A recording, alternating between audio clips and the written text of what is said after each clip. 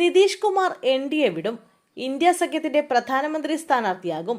പ്രതിപക്ഷത്തിന്റെ എല്ലാ പ്രതീക്ഷകളും തകർന്നു. ബീഹാറിൽ അധികാര തുടർച്ച ലഭിച്ചതോടെ കേന്ദ്ര സർക്കാരിന്റെ നിലനിൽപ്പ് ഭദ്രമായി. മഹാസഖ്യം വിജയിച്ചാൽ ജെഡിയുവും നിതീഷ് കുമാറും എൻഡിഎ വിടുമെന്ന് മോദി സർക്കാർ നിലമ്പൊത്തുമെന്നും കണക്ക് കൂട്ടിയ ഇന്ത്യ സഖ്യത്തിനെത്ത കനത്ത പ്രഹരം കൂടിയാണ് ബീഹാർ ഫലം. നിതീഷ് കുമാറിനെ പിണക്കാതെ കൂടെ നിർത്തുക എന്നതാണ് ഇപ്പോഴത്തെ ബി നീക്കം. ബീഹാറിൽ പ്രതിപക്ഷം കെട്ടിയ മനക്കോട്ടയെല്ലാം തകർന്നടിയുമ്പോൾ വിജയസ്മിതം തൂവുന്നത് പ്രധാനമന്ത്രി നരേന്ദ്രമോദിയാണ്. പരാജയം കേന്ദ്ര സർക്കാരിന്റെ നിലനിൽപ്പിനെ ബാധിക്കുമെന്നതിനാൽ മോദി തന്നെ നേരിട്ട് യുദ്ധം നയിച്ചു. മോദി നിതീഷ് ദ്വയത്തിൽ കറങ്ങിത്തിരിഞ്ഞ ബീഹാറിലെ പോരാട്ടത്തെ ചെറുക്കാൻ രാഹുൽ ഗാന്ധിക്കും തേജസ്വി യാദവിനും കഴിഞ്ഞില്ല.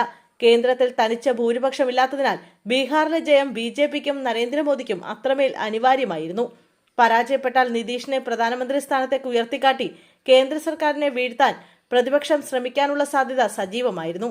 ആ നിലയിലുള്ള വിലയിരുത്തലുകളും രാഷ്ട്രീയ കേന്ദ്രങ്ങളിൽ ശക്തമായിരുന്നു.